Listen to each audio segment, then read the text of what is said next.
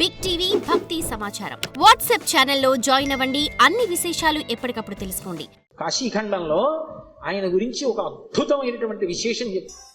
అజుండు తాను అధికుండుననుచు గర్వింప కరనఖాగ్రమునత చిరము త్రుంచి సాకారయగు బ్రహ్మహత్యతో చనుదేరి సర్వలోకంబులు సంచరించి వైకుంఠమునకేగి రమా వైకుంఠు లర్చించ అమృతభిక్షాసనం అరగించి కాశికానగర కంఠోపదేశంబున పగలవైచకరంపు బ్రహ్మపునుక ఆధిపత్యంబు పొందె కామారి చేత ప్రియవైచిన చోట కపురము చేసి కాశికాపురమునకు 7 గడయు చూపే క్రోధభైరవ దేవుండు ఉభజన్మ అంటారు. ఆయన బ్రహ్మగారి తలకై తుంపేశాడు. తుంపేస్తే ఆయన బ్రహ్మగారు బ్రహ్మహత్యాపాతకం వచ్చింది. పరమశివుడికి బ్రహ్మహత్యాపాతకం ఉంటుందా? ఆయన విధికి నిషేధానికి అతీతుడు. కానీ లోకంలో శివుడే చేశాడు కదా, మేమెందుకు చెయ్యకూడదని రేపు పొద్దున్న తెలియక జనులు బ్రహ్మహత్యా దోషం చేస్తే కట్టి కుడిపేస్తుంది. అందుకని దాని పాపం ఎంత కఠినంగా ఉంటుందో చూపించడానికి తాను బ్రహ్మహత్యాపాతకం పోగొట్టుకోవడానికి చెయ్యవలసిన ప్రాయశ్చిత్తాన్ని చేసి చూపించాడు. ఆ తల వచ్చి అంటుకుంది పుర్రె. ఆ చేతికంటుకున్న పుర్రెతోటి కపాల భిక్ష అందరినీ భిక్షాటన చేస్తూ లోకములన్నీ తిరిగాడు. తిరిగి తిరిగి తిరిగి తిరిగి ఒక రోజున వైకుంఠానికి వెళ్ళాడు. అబ్బా, ఇటువంటి అతిథి ఎక్కడ దొరుకుతాడు? ఊరక రారు మహాత్ములు వా రథముల ఇండ్ల కడకు వచ్చుటెల్లన్ కారణము మంగళములకు మీరొచ్చుట శుభమాకు నిజము మహాత్మా అంటాడు నందుడు గర్గుడు వస్తే దశమస్కంధంలో. అలా గబగబా పరిగెత్తుకొచ్చి లోపలికి పిలిచి శ్రీమన్నారాయణుడు లక్ష్మీదేవి కూర్చోపెట్టి ఆయనకి ఆతిథ్యం ఇచ్చారు. ఆ ఆతిథ్యం ఇచ్చినప్పుడు ఏదో లౌకికంగా ఉండినటువంటి అన్నం పెట్టలేదు. భిక్షాన్నంగా ఏం పెట్టారంటే మనోరథము అనబడేటటువంటి ఒక అద్భుతమైనటువంటి అమృతం ఉంటుందిట. అది ఒక్క వైకుంఠంలో వాళ్ళ దగ్గరే ఉంటుంది. ఆ అమృత రసాన్ని పెట్టారు. పెడితే ఆ అమృత పాయసం ఆరగించి లక్ష్మీ విష్ణువుల చేత అర్చింపబడిన వాడై బయలుదేరాడు. అన్ని లోకాలు తిరిగి తిరిగి తిరిగి తిరిగి కాశీపట్టణానికి వచ్చాడు. కాశీపట్టణంలోకి ప్రవేశించగానే చేతికున్నటువంటి బ్రహ్మకపాలం ఊడి కింద పడి బద్దలైపోయింది. అంటే కాశీపట్టణం అంత గొప్ప పట్టణం. అందులోకి వెళ్ళగానే బ్రహ్మహత్య పోయింది. అప్పుడు ఆ లోపలికి వెళ్ళిన తర్వాత శంకరుడు బయలుదేరి వచ్చి ఈ కాశీపట్టణానికి అంతటికీ నిన్ను అధిపతిగా అభిషేకం చేస్తున్నానని కాలభైరవుణ్ణి కాశీపట్టణానికి పట్టాభిషిక్తుణ్ణి చేశాడు సంరక్షకుడుగా. ఆధిపత్యంబు పొందే కామారి చేత అంత అద్భుత రూపాన్ని పొందాడు. భైరవ అంటారు. భైరవ అంటే కుక్కకి భైరవ అని పేరు. ఎందుకంటే భయ్య నరుస్తుంది కాబట్టి, రవము అంటే శబ్దము, భయ్య నరిచి మీద పడుతుంది కాబట్టి భైరవ అంటే కుక్క. భైరవుడు వచ్చాడంటారు. కాదు, భైరవ అన్న మాటకు అర్థం ఏమిటంటే ఎవరిని చూస్తే హడిలిపోతామో, ఎవరిని చూస్తే భయం వేస్తుందో, ఎవరిని చూస్తే ఇక బుద్ధి పని చెయ్యదో అటువంటి భయంకరమైనటువంటి రూపంతో ఉండేటటువంటి వాడికి భైరవ అని పేరు. లోకంలో ఎవరైనా సరే బాగా పాపములు చేసి చేసి చేసి చేసి చేసి చేసి శరీరం విడిచిపెట్టేశారనుకోండి, ఈ లోకం విడిచిపెట్టి వెళ్ళిపోయేటప్పుట భైరవయాతన అని ఉంటుంది. ఆయన క్రోధ రూపంతో వెంటబడతాడు బెత్తం పట్టుకుని. ఆయన్ని చూసేటప్పటికి భయపడి చెమటలు కక్కుతూ పరిగెడతారు. పరిగెత్తి పరిగెత్తి పరిగెత్తి దాహార్తితో యమసదనం దగ్గర అగ్నిజ్వాలలతో ఉంటుంది తోరణం. ఆ తోరణం కింద నుంచి దూరుతాడు కాలిపోతూ. ఆ దోషం పోవాలి అంటే కాలభైరవ దర్శనం చేస్తారు. కాఠ్మండూలో కాశీపట్టణంలో కాలభైరవ దేవాలయాలు ఉన్నాయి. కాలభైరవ దర్శనం చేస్తే భైరవ దండన అని ఆయన వేస్తాడు. ఓ బెత్తం పెట్టి ఓసారి వీపు మీద కొడతారు ఇలాగా. అంటే అక్కడతో ఆ పాపాన్ని తీసేస్తాడు. ఆ చాలా అనుగ్రహమూర్తి. అలాగే కార్తీక మాసంలో వచ్చేటటువంటి పౌర్ణమి నాడు జ్వాలాతోరణం చేస్తారు. కొత్త గడ్డి తీసుకొచ్చి తోరణం కట్టి ఆ గడ్డి అంతా పెట్టి ఆవు నెయ్యి పోసి వెలిగిస్తారు. వెలిగించి పార్వతీ పరమేశ్వరులు పల్లకీలో వెడుతుంటే హరహర మహాదేవ శంభో శంకర అంటే భక్తులు కూడా పల్లకీతో వెళ్ళి మళ్ళీ వస్తూ ఉంటారు.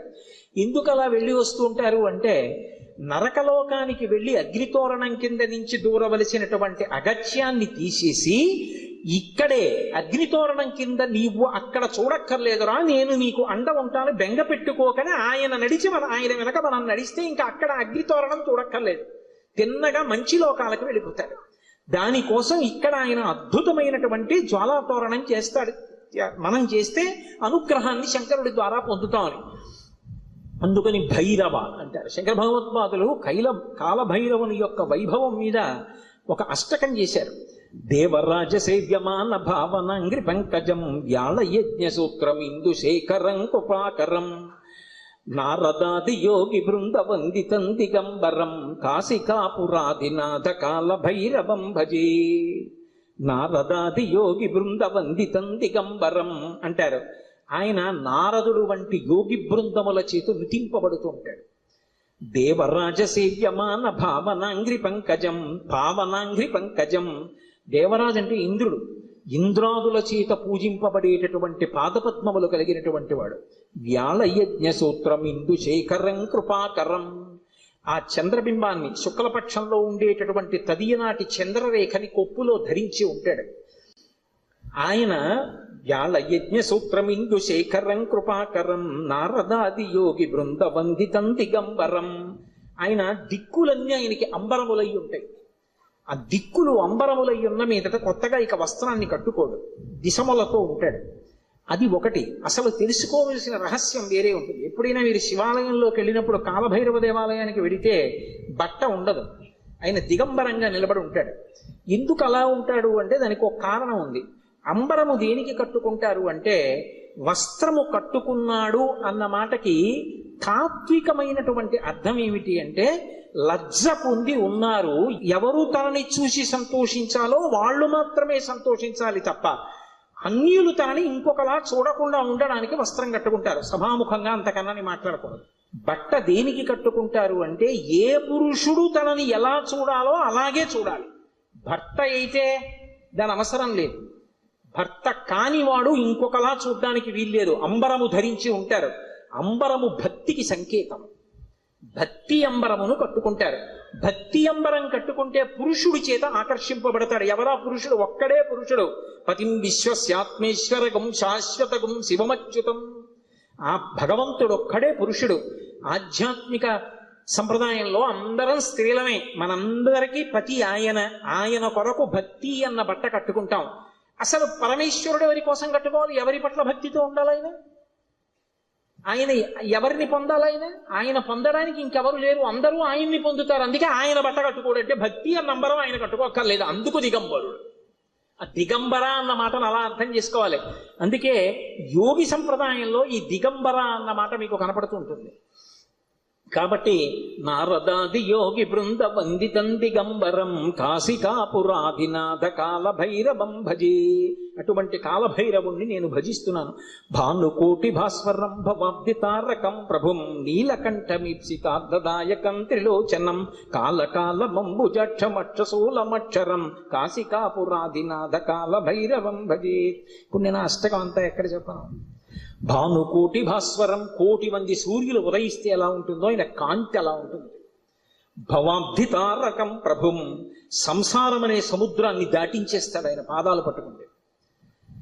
నీలకంఠమీప్సితార్థదాయకం త్రిలోచనం, నీలకంఠుడై హలాహల భక్షణం చేసినటువంటి శంకరుడై లోకములను అనుగ్రహించగలిగిన వాడై భక్తజనుల యొక్క ఈప్సితములను తీర్చగలిగిన వాడై ఉంటాడు. నీలకంఠమీప్సితార్థదాయకం త్రిలోచనం కాలకాలమంబుజక్షమక్షశూలమక్షరం, చేతిలో అక్షమాల పట్టుకుని జ్ఞానాన్ని ఇవ్వగలిగిన వాడై ఉంటాడు. అందుకే అక్షమాల అంటే ధ్యాన స్థితిని కటాక్షిస్తాడు. పుస్తకాలు చదవడం గొప్ప కాదు, ధ్యానం చేయగలిగి ఉండాలి. ఆ మనస్సు చెప్పినప్పుడు మాట వినాలి. పిలవగానే మనసు వెనక్కొచ్చి ఎవరిని చూడమంటున్నానో వాళ్ళని చూడాలి. రా చూడు పార్వతీ పరమేశ్వరుల పాదద్వంద్వాన్ని అనేటప్పటికీ అది గబగబా వచ్చి కూర్చుని చూడడం అలవాటు అవ్వాలి. మనసు ఎలా వినాలి అంటే కుక్క మాట విన్నట్టుగా వినడం, ఎద్దు మాట విన్నట్టుగా వినడం మనసుకి రావాలి. కుక్క చూడండి అన్నాను అనుకోండి పరిగెత్తుకొస్తుంది, కుక్క పిలిస్తే వచ్చినట్టు. ఎద్దు చూడండి కొత్తగా గిత్తని బండికి కట్టారనుకోండి, బండి ఎత్తి పట్టి రైతు దా దా అంటే అది రాదు. బలవంతంగా తీసుకొచ్చి కాడి మెడ మీద పెట్టారనుకోండి తోసేస్తుంది, అటుపోతుంది ఇటుపోతుంది. 4 మాటలు అలవాటు చేసి కొట్టి దుక్కి దున్నించి చేశాడనుకోండి, ఆ తర్వాత రైతు ఇక ఎద్దు దగ్గరికి వెళ్ళడు. వచ్చి ఆ బండి కాడి పట్టుకుని ఇలా పైకి ఎత్తి పట్టుకుంటాడు. ఇలా ఎత్తి పట్టుకుని ఆ 2 కాడి ఇలా సమానంగా వస్తుంది అంటాడు. 2 ఎద్దులు నిద్రపోతున్నవి లేచి ఒళ్ళు విరుచుకొచ్చి మెడబెట్టేస్తాయి. పిలవలేదు ఆయన, ఏమి దా అని కూడా అనలేదు, అంటే చాలు 2 ఎద్దులు వచ్చాయి. అలా అన్నంత మాత్రం చేతనే ఎద్దులు వచ్చేస్తుంటే సాధన చేత మనసు వెనక్కి రావద్దు, రావాలి. అలా వచ్చేటట్టు చెయ్యగలిగిన వాడు, సాధనా బలాన్ని అనుగ్రహించగలిగిన వాడు కాలభైరవుడు. కాలస్వరూపంతో ఉంటాడు. అందుకే కాలకాలమంబుజక్షమక్షశూలమక్షరం కాశికాపురాధినాథ కాలభైరవం భజేత్. అందుకే కాలభైరవష్టానికి ఫలశ్రుతి చెప్తూ కాలభైరవష్టకం పఠంతి ఏ మనోహరం జ్ఞానముక్తి సాధనం విచిత్ర పుణ్యవర్ధనం శోకమోహ దైన్యలోభ కోపతాపనాశనం తే ప్రయాంతి కాలభైరవంగ్రి సన్నిధిం ధ్రువం అంటారు. ఎవరు కాలభైరవాష్టకాన్ని చదువుకుని ప్రతిరోజు కాలభైరవుడికి నమస్కరిస్తాడో వాడికి భక్తి, చిత్తశుద్ధి, వైరాగ్యము, జ్ఞానము, చిట్ట చివర మోక్షము ఆయన అనుగ్రహిస్తాడు.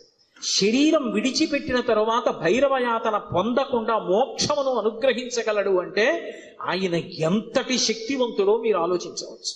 కాశికా పట్టణానికి అంతటికీ కూడా అధిపతి అయి ఉంటాడు. అటువంటి మహానుభావుడైనటువంటి కాలభైరవుని యొక్క స్మరణము చాలు, సమస్త పాపములు నశించిపోతాయి.